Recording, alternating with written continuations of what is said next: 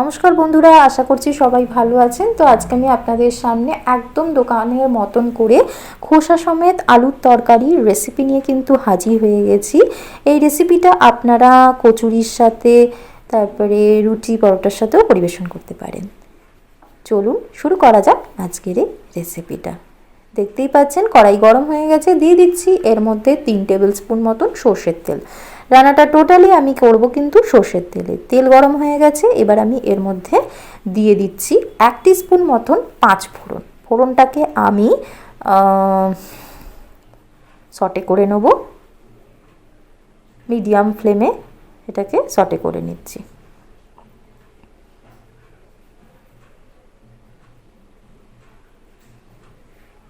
তো এবার আমি এর মধ্যে দিয়ে দিচ্ছি গ্রেট করে রাখা আদা,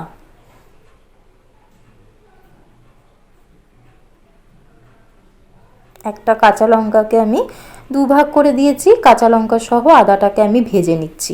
আপনারা চাইলে কিন্তু কাঁচা লঙ্কা বাটাও দিতে পারেন, আমি এখানে কাঁচা লঙ্কাটা ভেঙে দিয়েছি। ঝালটা সম্পূর্ণ আপনাদের পছন্দ মতো, কে কীরকম ঝাল খাবেন সেটা বুঝে দেবেন।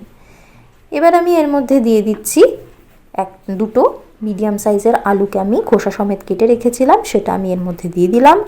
এবার আমি এর মধ্যে দিয়ে দিচ্ছি অল্প একটু সামান্যতম স্বাদ মতন নুন। নুনটা অবশ্যই স্বাদ মতন ব্যবহার করবেন।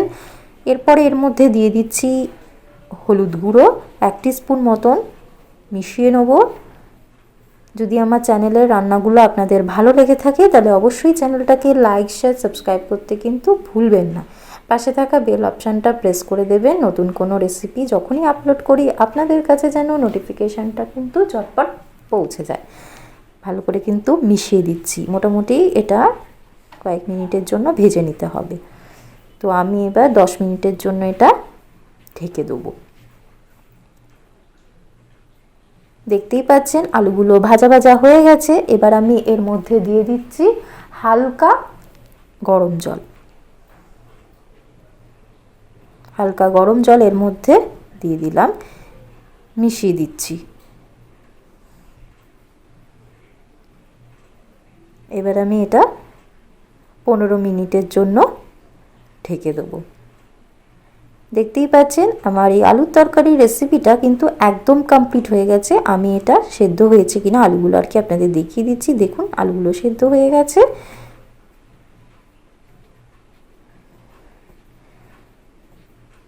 এবার আমি এর মধ্যে একটা মশলা ব্যবহার করব, ভাজা মশলা, যেখানে রয়েছে 1 টিস্পুন করে সব এলাচ, দারচিনি, লবঙ্গ, রয়েছে 1 টিস্পুন গোটা জিরে, গোটা ধনে রয়েছে, আর রয়েছে একটা তেজপাতা, 1 টিস্পুন মৌরি রয়েছে। তো সেইটা আমি এর মধ্যে ব্যবহার করলাম। আমার রেসিপিটা একদম কমপ্লিট হয়ে গেছে। আমি এটা গরম গরম সার্ভ করে দেবো। আমি এবার গ্যাসটা বন্ধ করে দিচ্ছি আর 5 মিনিটের জন্য এটাকে স্ট্যান্ডিং টাইম দিয়ে রেখে দেবো, আর তারপর আমি এটা সার্ভ করে দেবো। তো তৈরি হয়ে গেল আমার খোসা সমেত আলুর তরকারির রেসিপি। দেখতেই পাচ্ছেন একদম কমপ্লিট। আমি এটা সার্ভ করে দিয়েছি। অবশ্যই একবার বাড়িতে কিন্তু ট্রাই করবেন, আশা করছি আপনাদের ভালো লাগবে। ভালো লেগে থাকলে চ্যানেলটাকে লাইক, শেয়ার, সাবস্ক্রাইব করতে কিন্তু ভুলবেন না। আজকের মতো এই পর্যন্তই, ধন্যবাদ।